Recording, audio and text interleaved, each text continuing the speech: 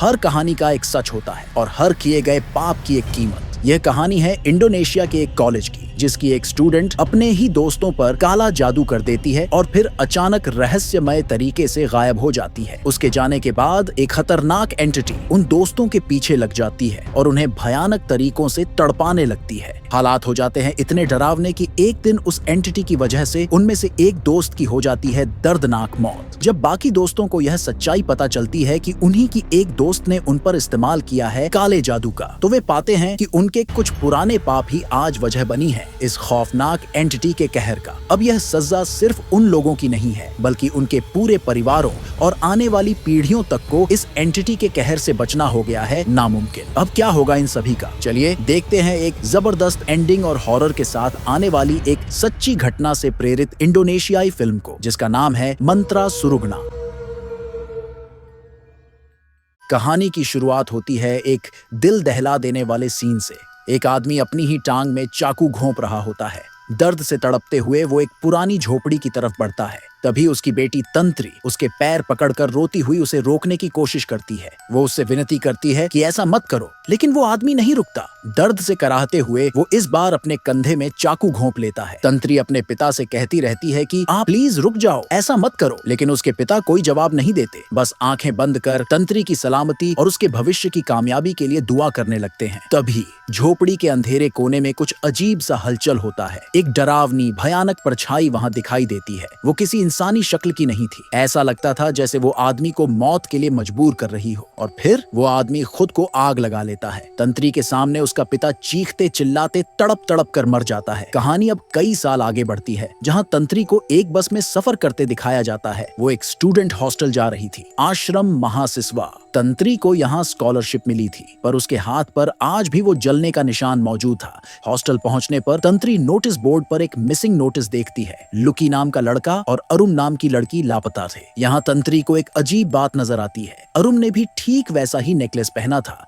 जैसा तंत्री के गले में था। तभी दो लड़कियां फे और एस्टा उससे मिलने आती हैं। तंत्री बस हल्की मुस्कान के साथ हाय कहती है और अपने कमरे की तरफ बढ़ जाती है। जैसे ही तंत्री अपने कमरे का दरवाजा खोलती है, अचानक कोई डेमोनिक हाथ उसके कंधे पर आ जाता है। तंत्री डर कर पीछे मुड़ती है, लेकिन वो हाथ एस्टा का निकलता है। दरअसल एस्टा और फे तंत्री का कमरा देखने आई थी। दोनों उससे दोस्ती करने की कोशिश करती है, लेकिन एस्टा के चेहरे पर अजीब सा डर और बेचैनी साफ नजर आती है। उनके जाने के बाद तंत्री कमरे के अंदर जाती है। वहाँ उसे एक पुरानी फोटोग्राफ मिलती है। उस फोटो में 5 लोग थे, एस्टा, फे, लुकी, अरुम और रेज। लेकिन सबसे डरावनी बात ये थी कि फोटो के पीछे किसी ने लिख रखा था, आई हेट यू। तभी तंत्री के हाथ से वो फोटो अचानक फिसलकर बेड के नीचे चली जाती है। वो नीचे झुककर फोटो उठाने जाती है, लेकिन जैसे ही उसकी नजर बेड के दूसरी तरफ पड़ती है, उसका दिल दहल जाता है। वहाँ एक डरावनी अजीब सी एंटिटी बैठी थी। तंत्री की जैसे सांसें थम जाती हैं, पर अगले ही पल वो परछाई वहाँ से गायब हो जाती है। इधर एस्टा को अपने अंकल जमाल के कुछ मैसेज आते हैं। तभी अचानक उसके कमरे में एक अजीब सी फुसफुसाहट गूंजती है। डर के मारे एस्टा जब शीशे की तरफ देखती है, उसके होश उड़ जाते हैं, क्योंकि शीशे में वह खुद को देखती है जो अपने ही गले को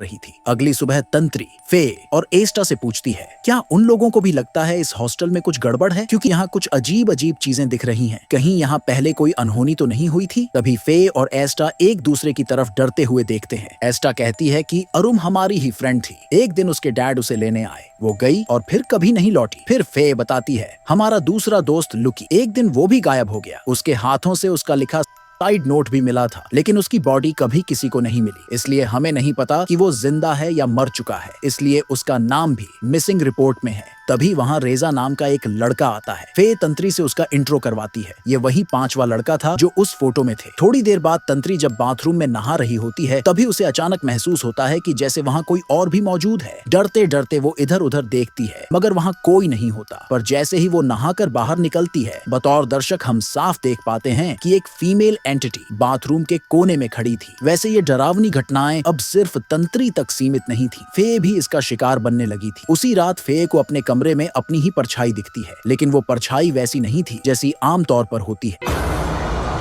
उसकी आंखों से खून बह रहा था। फे डर कर जोर से चीखती है और सीन यही कट हो जाता है। उसी रात तंत्री के साथ एक अजीब घटना होती है। रात में तंत्री जब अपने पिता के दिए लॉकेट को पकड़कर उन्हें याद कर रही होती है कि यह उसके पिता द्वारा दिया गया एक अनमोल निशानी है, पर तभी तंत्री को नींद आने लगती है और उसे अपने सपने में एक विजन आता है। इस विजन में तंत्री क्लियर देख पाती है कि लुकी के साथ क्या हुआ था। लुकी ने कुछ तो बुरा किया था जिसे वह काफी रिग्रेट कर रहा था और अंत में वह खुद को ही मार लेता है। लुकी के मौत में भी उसी डीमन का हाथ था जिसे आईने में देखा जा सकता था। उस डीमन के वजह से ही लुकी ने अपने आप को मार डाला था और उसकी लाश वहाँ के एक कुएं में पड़ी थी। अगली सुबह जब तंत्री बाकी लोगों के साथ उस कुएं के पास जाती है तो उसे वाकई में वहाँ लुकी की लाश मिलती है, यानी उसके विजन सच थे। यहाँ हम महेश नाम के एक लड़के को भी देखते हैं जो वहाँ की फोटो ले रहा था। इधर फे भी अपने साथ हुई घटना का जिक्र एस्टा से कर रही होती है। तभी वहाँ तंत्री आ जाती है। अब चूंकि लुकी के लाश को तंत्री ने खोजा था, इसलिए एस्टा को ऐसा लगता है कि तंत्री शायद वो सब देख सकती है जो आम इंसान नहीं देख सकते। इसलिए फे और एस्टा उसे अरुम के बारे में भी पता लगाने कहते हैं। इसलिए ये तीनों रेजा के साथ कार में अरुम के घर जाने लगते हैं। लेकिन तभी महेश आकर तंत्री को रोक कर पूछता है कि उसे किसने बताया कि लुकी की लाश कुएं में है। महेश के ऐसा पूछने से रेजा और महेश में हाथापाई हो जाती है। यहाँ हम समझ पाते हैं कि रेजा और महेश में किसी बात को लेकर प्रॉब्लम है जो हमें आगे पता चलेगी। अरुम के घर आने पर तंत्री को अरुम के दरवाजे की ग्लास में एक गोस्टली रिफ्लेक्शन दिखता है, जिससे डर कर तंत्री ग्लास तोड़ के अपने आप को चोटिल कर लेती है। खैर, जल्द ही एस्टा को घर के अंदर जाने का रास्ता मिल जाता है। जैसे ही वो अंदर जाते हैं, उन्हें एक बात अजीब लगती है कि अरुम के घर का सामान बिखरा पड़ा था, यानी कोई उनसे पहले ही यहाँ आ चुका था। रेजा को यहाँ महेश पर शक होता है। उधर तंत्री अचानक से किसी अदृश्य शक्ति के वश में आ जाती है। तभी उसे फिर से वही फीमेल एंटिटी दिखती है जो उसे एक कमरे की ओर आने का इशारा करती है। उस कमरे में जाने पर तंत्री को वहाँ के फ्लोर पर कुछ रिचुअल के साइन मिलते हैं। तंत्री वही बैठकर अजीब तरह के स्पेल्स को पढ़ने लगती है, जिससे उस सर्कल के बीचों बीच तंत्री को एक किताब मिलती है। तभी यहाँ एस्टा आ जाती है, जिससे तंत्री अपने होश में वापस आती है। यहाँ वो सभी देखते हैं कि उस रिचुअल साइन में उन सभी का नाम लिखा हुआ था। इन सभी को ऐसा लगता है कि अरुम ने शायद कोई रिचुअल अधूरा छोड़ दिया है, जिस वजह से शायद अरुम की मौत हुई है। इसलिए वो लोग तंत्री को इस रिचुअल को पूरा करने बोलते हैं, क्योंकि उन्हें पूरा यकीन है कि तंत्री इन सभी को हैंडल कर सकती है।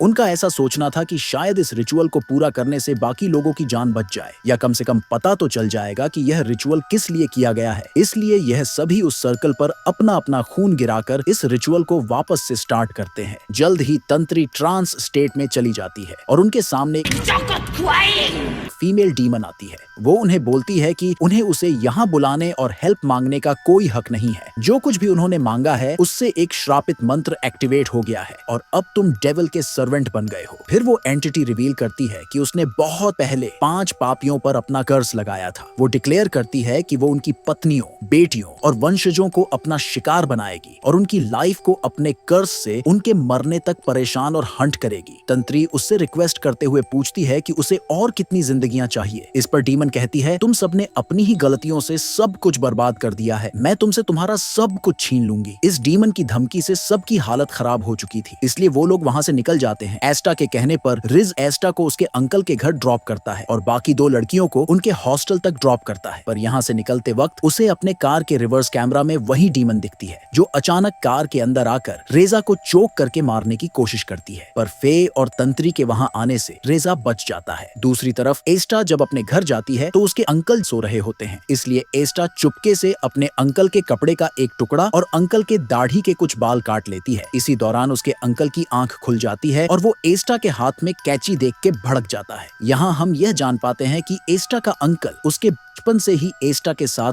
गलत काम करता आ रहा था। आज भी वो एस्टा के साथ वही सब करता है। दूसरी तरफ ये डीमन फे को भी डरा रही थी। उसी रात तंत्री एक और विजन देखती है। इस विजन में वो डीमन एस्टा के अंकल का गला दबाकर मार रही थी। इसका मतलब था कि एस्टा ने अपने अंकल का क्लॉथ और बाल लेकर उस किताब की मदद से कुछ तो रिचुअल किया था, जिससे उसके अंकल इस डीमन का शिकार बन गए थे। इसलिए तंत्री जब एस्टा के रूम में वो किताब मांगने जाती है तो वो देखती है कि फे भी एस्टा के साथ वही थी। तंत्री एस्टा से ये किताब किताब वापस मांगने लगती है, क्योंकि तंत्री समझ चुकी थी कि इस किताब का इस्तेमाल किसी के लिए भी खतरनाक हो सकता था। पर शायद एस्टा भी यह बात समझ चुकी थी, इसलिए वो यह किताब तंत्री को देने से मना कर देती है। यहाँ फे रिवील करती है कि एस्टा का अंकल इतना बुरा इंसान था कि एक बार एस्टा को अपना अबॉर्शन तक कराना पड़ा था, इसलिए उन्होंने सही किया। तंत्री को यहाँ समझ आ जाता है कि यह दोनों गलत राह पर है, इसलिए वो वहाँ से चली जाती है। खैर, उसी रात तंत्री जब सो रही होती है तो एक आत्मा उससे मदद मांगती है। अब अगले दिन खबर आती है कि एस्टा के अंकल नहीं रहे और इससे एस्टा बहुत ही ज्यादा खुश थी।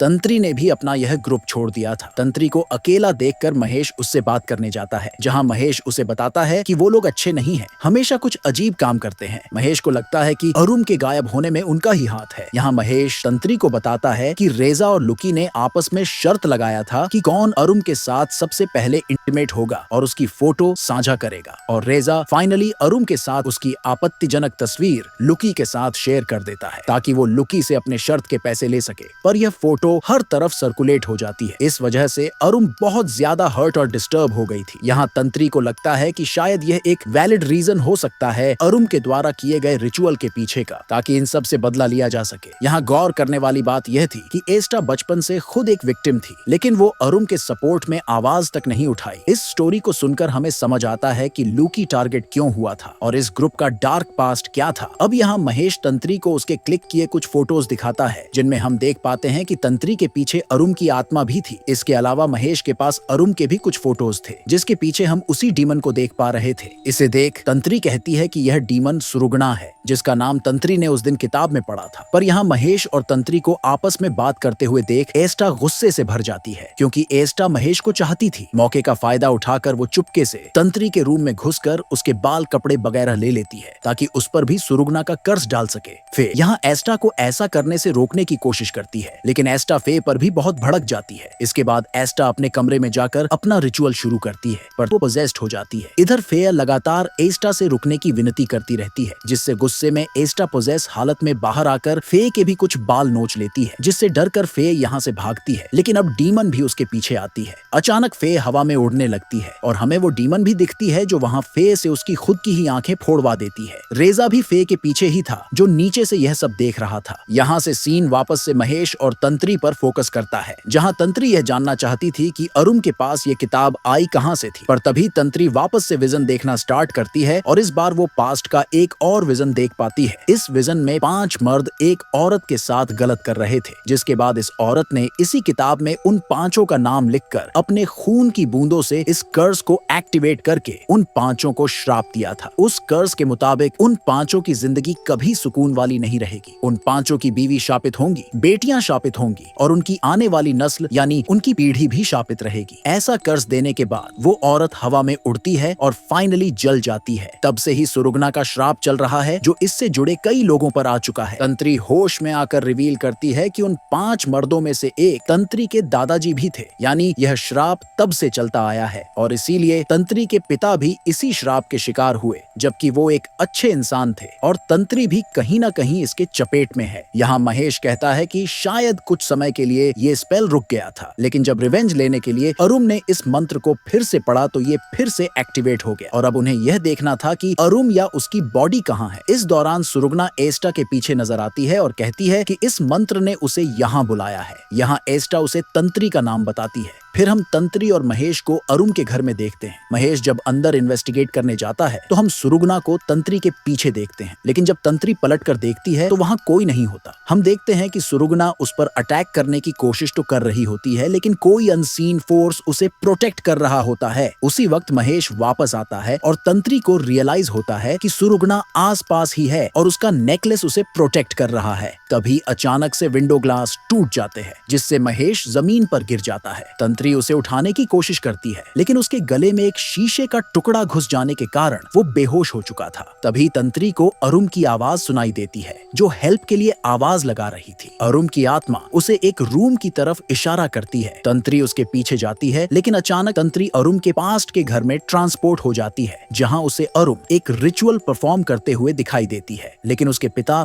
उसे ऐसा करने से रोक रहे होते हैं और उसे रिचुअल पूरा नहीं करने देते। वो उसे एक दूसरे रूम में बांध देते देते हैं और माफी मांगते हुए कहते हैं कि उन्हें यह करना पड़ रहा है ताकि अरुम अपने आप को नुकसान न पहुंचाए। पर अचानक सुरुगना का मंत्र उस रूम में गूंजने लगता है और वो अरुम के पिता को हवा में उठा लेती है और उन्हें छत पे पटक देती है, जिससे वो मारे जाते हैं। जब उनका खून टपकता है तो अरुम उसे पीने लगती है, जिससे वो पूरी तरह पजेस्ड हो जाती है। तंत्री वापस से अपने होश में आती है तो यह देखकर चौंक जाती है कि अरुम की बॉडी जिंदा तो थी, पर शायद उसकी आत्मा अलग वर्ल्ड में कैद थी। तभी अरुम बार बार तंत्री से मदद मांग रही थी। तंत्री तुरंत उसे फ्री करने की कोशिश करती है, लेकिन तभी एस्टा वहाँ महेश के गले पर चाकू रखते हुए आती है। तंत्री यहाँ एस्टा को इस पोजेस्ड हालत से बाहर निकालने की कोशिश करती है और कहती है कि उसे पता है कि वो महेश को नुकसान नहीं पहुंचा सकती क्योंकि वो उससे प्यार करती है। लेकिन तंत्री के महेश को बचाने के एफर्ट्स के बावजूद एस्टा महेश को मार देती है और सुरुगना इस बार एस्टा को भी मजबूर करती है कि एस्टा अपने हाथों से अपना गला काट ले,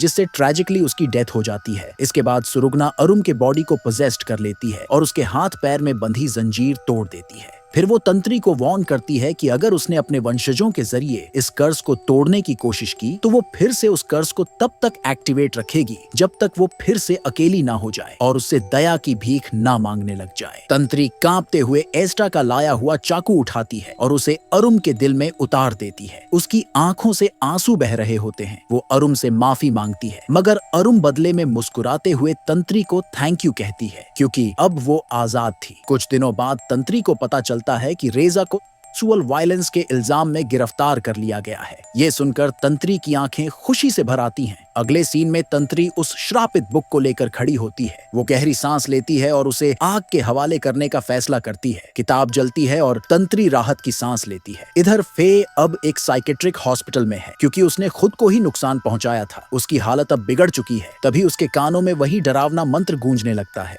वो चीखने लगती है, उसकी आंखों से खून टपकने लगता है और वो वहीं मारी जाती है। उधर जेल में रेजा मंत्र के असर में आकर अपना सिर सलाखों पर बार बार मारता है और वहीं अपनी जान दे देता है। दूसरी तरफ बस में सोई हुई तंत्री की आंख खुलती है। वो ये देखकर दंग रह जाती है कि उसके हाथ में वही किताब फिर से मौजूद थी जिसे उसने अपनी आंखों के सामने जलाया था। डरते हुए वो पीछे मुड़कर देखती है। पीछे बस की सभी सीटों पर मरे हुए लोग बैठे थे, ठंडी आंखों से उसे घूरते हुए। इधर अरुण अपने रूम में दिखाई देती है। वो जैसे ही पलटती है उसकी आंखें खून जैसी लाल हो जाती हैं। यहीं से साफ होता है कि ये साइकिल दोबारा शुरू हो चुकी है और यह कहानी यहीं खत्म हो जाती है। वैसे आपके माइंड में इस मूवी से जुड़े कुछ क्वेरीज हो सकते हैं जिन्हें मैं आपको पहले ही क्लियर कर देता हूं, जैसे तंत्री और अरुम के पास सेम लॉकेट होना, यानी अरुम के ग्रैंडफादर भी उन 5 लोगों में से एक थे जैसे तंत्री की ग्रैंडफादर, और यह लॉकेट शायद उन लोगों ने अपने सभी घर वालों की सेफ्टी के लिए बनाया था ताकि सुरुगना से बचा जा सके। दूसरी बात यह थी कि तंत्री के गले में लॉकेट रहने पर सुरुगना उसे हार्म नहीं कर पाई थी, तो अरुम पोजेस्ड कैसे हो गई थी? तो उसका डिटेल्स उस वक्त दिखाया गया है जब अरुम और रेज एक साथ टाइम स्पेंड करते हैं। उस टाइम हमें अरुम को अपनी लॉकेट उतार कर रखते दिखाया गया है। तीसरी बात यह थी कि अरुम के पास सुरुगना वाली बुक कैसे आई, तो आपको बता दूं कि ऐसा मुमकिन है कि वो किताब अरुम के ग्रैंडफादर के जरिए अरुम के पिता और फिर अरुम तक पहुंची। आखिरी और सबसे इम्पोर्टेंट डिटेल की अरुम ने पहले ही अपने सभी दोस्तों को कर्ज दे दिया था। शायद तभी पहली बार जब तंत्री और उसके दोस्त अरुम के घर जाते हैं तो उन्हें सबका नाम उस रिचुअल सर्किल में लिखा मिलता है, और सुरुगना ने भी बोला था कि उन सबका मरना तय है। इसके अलावा भी मुझसे अगर कोई डिटेल मिस हो गई हो तो मुझे कमेंट में लिख कर भेजे, मैं रिप्लाई कर दूंगा। तो उम्मीद है कि आपको इस मूवी का एक्सप्लेनेशन पसंद और अच्छे से समझ आया होगा। ऐसी और भी अमेजिंग हॉरर मूवी एक्सप्लेनेशन के लिए जल्दी से चैनल को सब्सक्राइब कर दीजिए। ऐसे वीडियोस बनाने में मैं बहुत टाइम और एफर्ट लगाता हूं ताकि आप लोगों को अच्छे से एंटरटेन कर सकूं। तो आपके वीडियो देखने के बाद अगर आप वीडियो में एक लाइक और कमेंट में कुछ भी लिख दे तो YouTube वीडियो को थोड़ा पुश करता है, जिससे मेरी थोड़ी मदद हो जाएगी। तो उम्मीद है आप ऐसा करके मेरी हेल्प जरूर